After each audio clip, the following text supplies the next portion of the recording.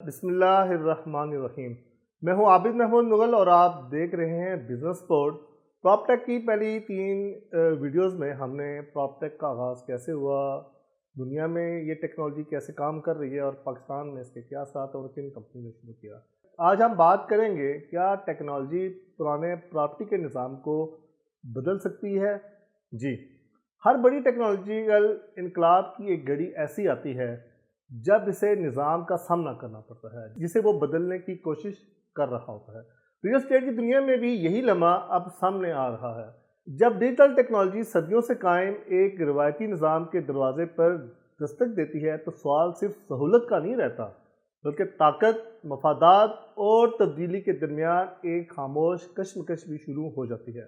اس series کی پچھلی ساتھ میں ہم نے دیکھا کہ پراپ ٹیک یعنی پراپرٹی ٹیکنالوجی نے کس طرح دنیا بھر میں ریئل اسٹیٹ کو بدلنا شروع کیا۔ پھر ہم نے یہ بھی دیکھا پاکستان میں یہ ڈیجیٹل لہر کس طرح داخل ہوئی اور کس طرح online platforms, digital listings اور ڈیٹا پر مبنی تجزیے نے پوری پراپرٹی مارکیٹ کے روایتی انداز کو آہستہ آہستہ تبدیل کرنا شروع کر دیا۔ لیکن اصل سوال اب بھی یہ ہے، کیا ٹیکنالوجی واقعی اس نظام کو بدل سکتی ہے جو دہائیوں سے اسی طرح چلا آ رہا ہے؟ پاکستان سمیت کئی ترقی پذیر ممالک میں ریئل اسٹیٹ کا نظام صرف قانونی داروں تک محدود نہیں رہا بلکہ اس میں غیر رسمی روایات، ذاتی تعلقات اور مقامی اثر و رسوخ کا بھی بڑا کردار رہا ہے۔ ایک عام پراپرٹی ڈیل کے پیچھے اکثر کئی کردار ہوتے ہیں: پراپرٹی ایجنٹ، ڈیولپر، سرکاری دفاتر، مقامی نمائندے اور بعض اوقات ایسے غیر رسمی واسطے بھی جن کے بغیر خریدار کو رستہ نہیں ملتا۔ یہی وجہ ہے کہ جائیداد خریدنے والے اکثر ایک مشکل سفر سے گزرتے ہیں۔ زمین کے اصل مالک کی تصدیق کرنا، این او سی اور قانونی منظوریوں کی جانچ کرنا اور سرکاری ریکارڈ تک رسائی حاصل کرنا کئی بار ایک طویل اور پیچیدہ عمل بن جاتا ہے۔ اس خلا نے ٹیکنالوجی کے لیے ایک دروازہ کھولا۔ پراپ ٹیک پلیٹ فارم دراصل اس پیچیدہ نظام کو آسان بنانے کی کوشش کر رہے ہیں۔ آن لائن پراپرٹی پورٹلز خریدار کو زیادہ معلومات فراہم کرتے ہیں۔ ڈیٹا انالیٹکس سرمایہ کار کو مارکیٹ کے رجحانات سمجھنے میں مدد دیتا ہے اور وہ ورچوئل ٹور جیسی ٹیکنالوجی کسی بھی شہر یا ملک میں بیٹھے شخص کو پراپرٹی دیکھنے کا موقع فراہم کرتی ہے۔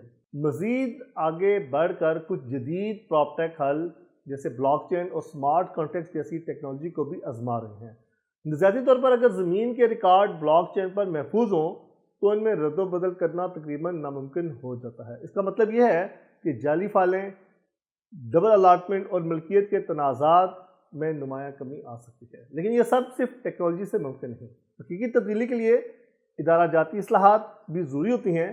زمین کے ریکارڈ، رجسٹریشن کے نظام اور تعمیراتی منظوریوں کا اختیار بنیادی طور پر سرکاری اداروں کے پاس ہوتا ہے۔ اگر یہ ادارے ڈیجیٹل نظام کو مکمل طور پر اپنانے کے لیے تیار نہ ہوں تو پراپ ٹیک کا مکمل فائدہ حاصل کرنا مشکل ہو جاتا ہے۔ اس لیے دنیا کے کئی ممالک میں حکومتیں زمین کے ریکارڈ کو ڈیجیٹل بنانے، آن لائن رجسٹریشن سسٹم متعارف کرانے اور شفاف پراپرٹی ڈیٹا بیس بنانے پر کام کر رہی ہیں۔ پاکستان میں بھی مختلف صوبوں میں لینڈ ریکارڈ کمپیوٹرائزیشن کے منصوبے شروع کیے گئے ہیں جن کا مقصد زمین کی ملکیت کو زیادہ واضح اور قابل رسائی بنانا ہے۔ یہ اقدامات پراپ ٹیک کے مستقبل کے لیے بنیاد فراہم کر سکتے ہیں۔ ایک اور اہم پہلو عوام کا اعتماد ہے۔ ٹیکنالوجی صرف اسی وقت کامیاب ہوتی ہے جب لوگ اس پر بھروسہ کریں۔ سرمایہ کاروں کو یہ یقین ہونا چاہیے کہ ڈیجیٹل پلیٹ فارمز پر موجود معلومات درست ہیں، لین دین محفوظ ہے اور قانونی نظام ان کے حقوق کا تحفظ کرے گا۔ اسی دوران روایتی پراپرٹی ڈیلرز اور ایجنٹس بھی اس بدلتی ہوئی دنیا کے ساتھ خود کو ڈالنے کی کوشش کر رہے ہیں۔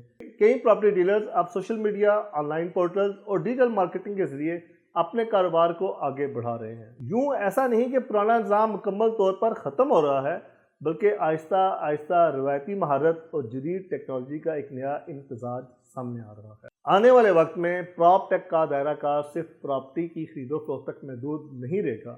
اس کا اثر شہری منصوبہ بندی، سمارٹ سٹیز، بلڈنگ مینجمنٹ اور شہری معیشت کے دیگر شعبوں تک بھی پھیل سکتا ہے۔ دنیا کے کئی شہروں میں اسمارٹ بلڈنگز متعارف ہو رہی ہیں جہاں سینسرز اور ڈیجیٹل سسٹمز توانائی کے استعمال کو بہتر بناتے ہیں، سیکیورٹی کو مضبوط کرتے ہیں اور عمارتوں کی دیکھ بھال کو زیادہ مؤثر بناتے ہیں۔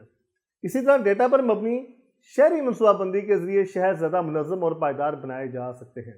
इस तनाज़ुर में देखा जाए तो प्रॉप टेक सिर्फ रियल स्टेट की टेक्नोलॉजी नहीं बल्कि शहरी ज़िंदगी के मुस्तकबिल का एक हिस्सा बनता जा रहा है।